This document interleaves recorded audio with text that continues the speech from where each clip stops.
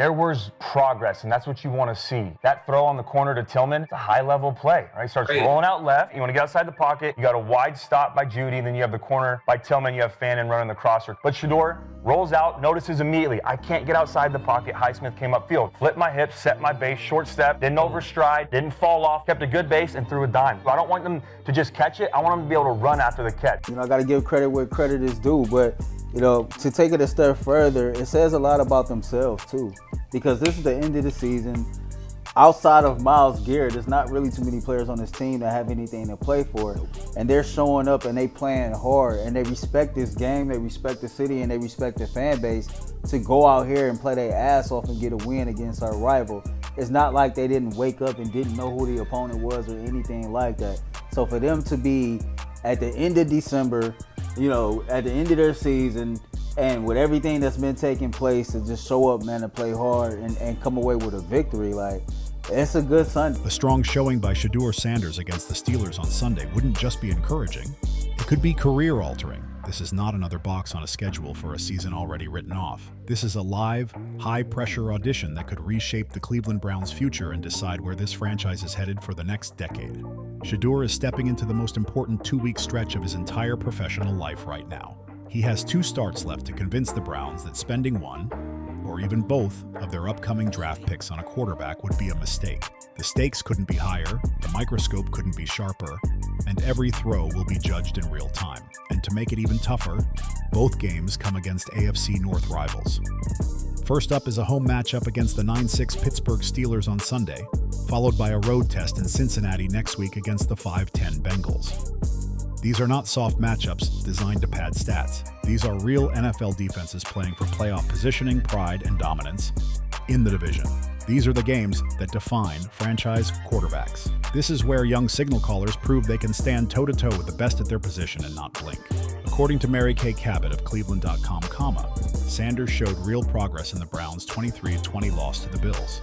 Yes, his record moved from 1-3 to 1-4 as a starter, which no one celebrates, but context matters when you're facing the league's second-best pass defense. There was progress, and that's what you want to see. That throw on the corner to Tillman, it's a high-level play, right? He starts rolling out left. You want to get outside the pocket. You got a wide stop by Judy, then you have the corner by Tillman. You have Fannin running the crosser. But Shedeur rolls out, notices immediately, I can't get outside the pocket. Highsmith came upfield. Flipped my hips, set my base, short step, didn't overstride, didn't fall off, kept a good base, and threw a dime. I don't want them to just catch it. I want them to be able to run after the catch. That was an extra 20 yards right there, so that was a great throw. The 2 most impressive throws for me, though, were to Judy after the Fannin touchdown, because that's showing me that he's starting to process at a quicker rate, and that's important for a rookie quarterback. The one was the deep curl to Judy on the left, where he went play action, got his head around quickly, hitch, ball. He recognized the corner had inside leverage, started crashing, threw it outside, great ball placement, but it was right now. He didn't hesitate, he didn't double hitch, and then 2 plays later, what happened? Judy's in the slot, he's running an in cut. As he drops back, Shedeur sees Queen at Mike look left. So he knows now, all right, I'm gonna throw it right off the ear hole of that outside linebacker. Jalen Ramsey, who's a hell of a player, reads it. He starts driving downhill, 3 hitch ball, you throw it in time. You know that he's crashing, you protect him with the throw as well. Again, if he 2 hitches, if he's late, if he holds the ball like he's done before, that's a pick or it's tipped and it's an overthrow and something happens. That's high level stuff. And then the 3rd and 4th throw as well to Bond. That's just processing, getting comfortable. You have the drive by Judy on the shallow. You have Bond on the 2nd layer. I'm reading it, it's cover 3. The linebackers sit, they don't gain depth. 1 hitch, look at it, let it develop, throw the ball over the top. 2 ball right over the linebackers under the safety to Bond for a big conversion. A lot of progress. That's the biggest thing for Shedeur now, is just being a little bit more consistent, still getting comfortable processing a defense, but I was very proud of the way he played. Shedeur completed 20 of 29 passes for 157 yards,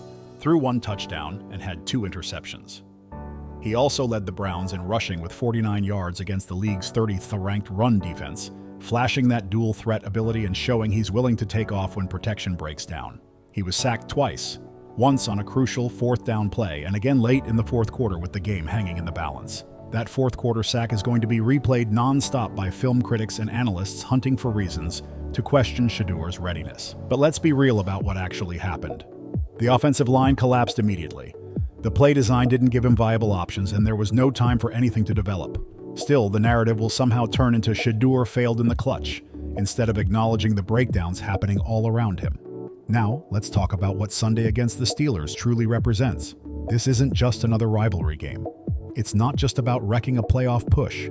This is Shedeur Sanders' opportunity to answer every critic in one afternoon and prove he belongs in this league. It's about showing he can handle pressure, command the huddle, and lead grown men at the NFL level. Pittsburgh brings one of the toughest defenses in football.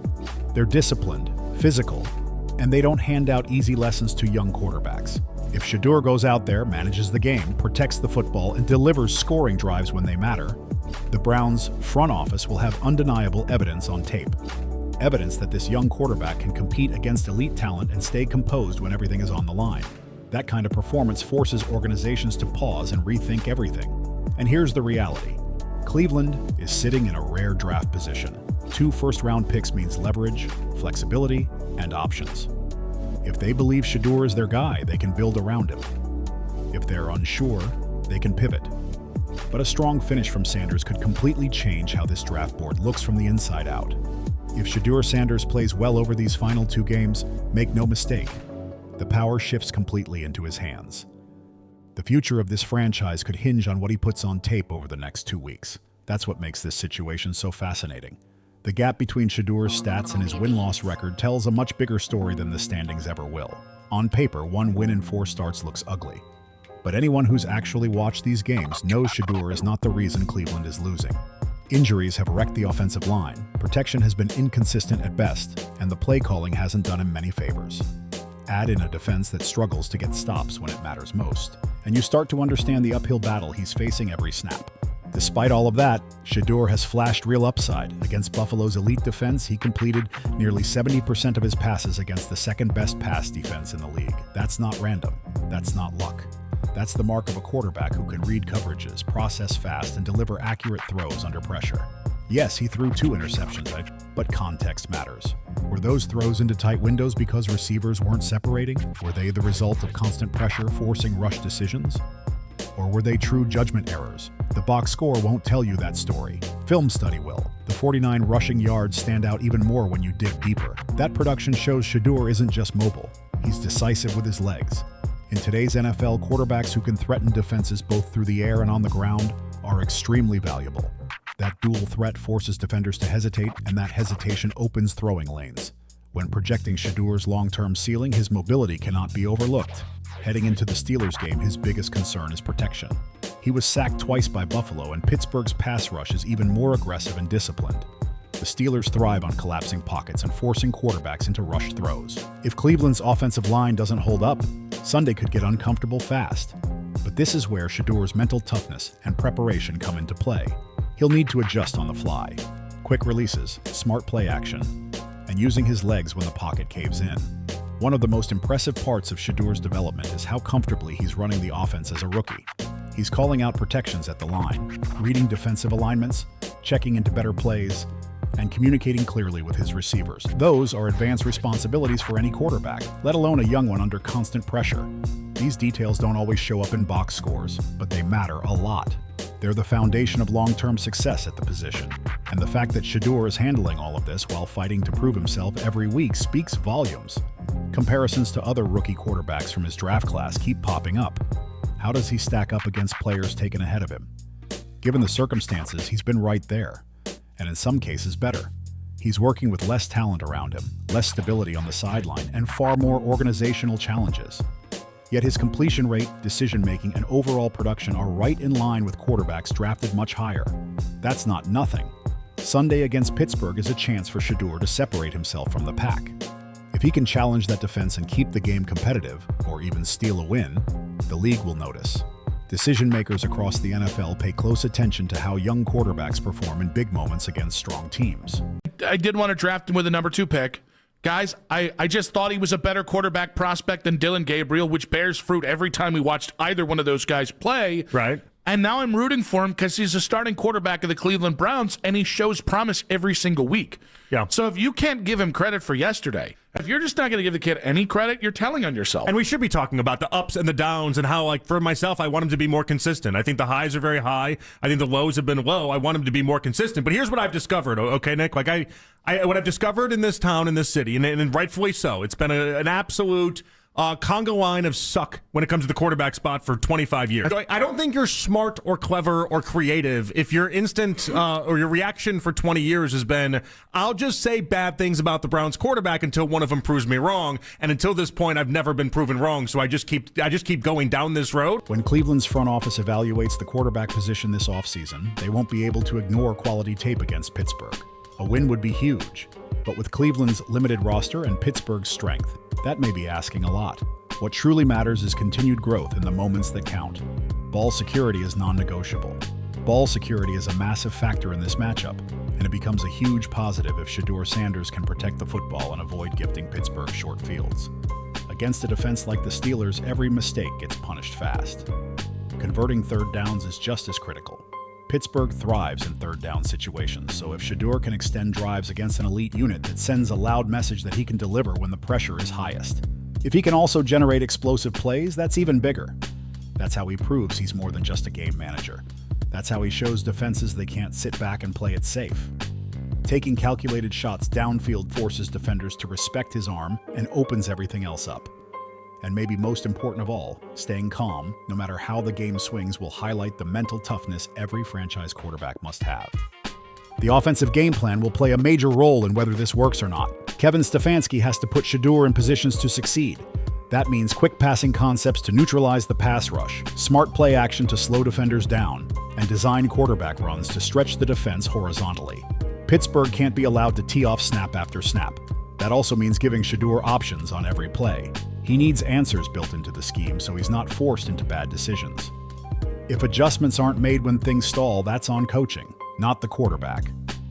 And the supporting cast has to hold up their end too. Wide receivers must win one-on-one matchups and create separation.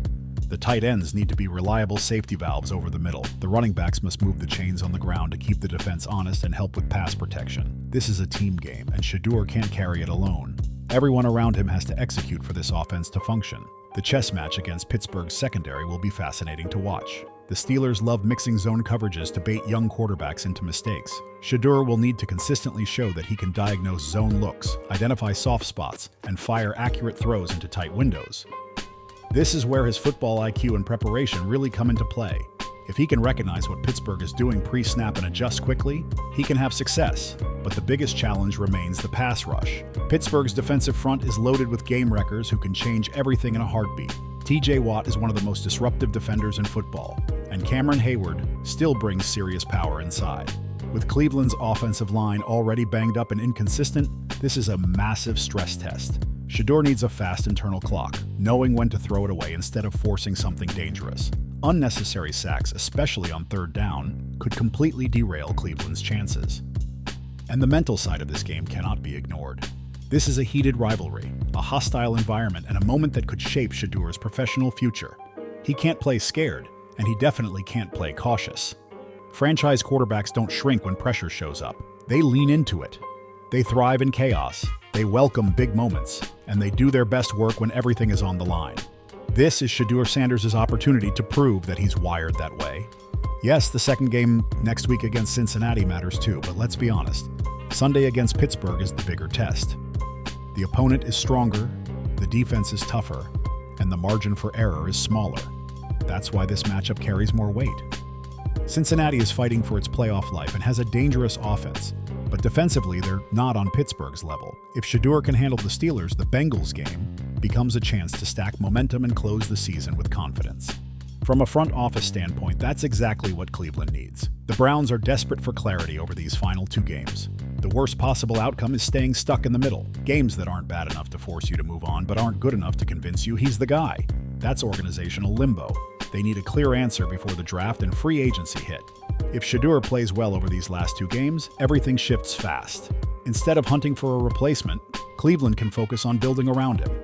That means investing in offensive line help, adding real weapons in the passing game, and constructing a roster that plays to his strengths. That's a far better use of resources than burning another premium pick on a quarterback and restarting the entire process. But the opposite is also true. If Shedeur struggles badly against Pittsburgh and Cincinnati, the Browns will have their answer. They'll know they need to use one of those first-round picks on a quarterback and give themselves options moving forward. That's not the outcome Shedeur wants, but it would at least give the organization direction.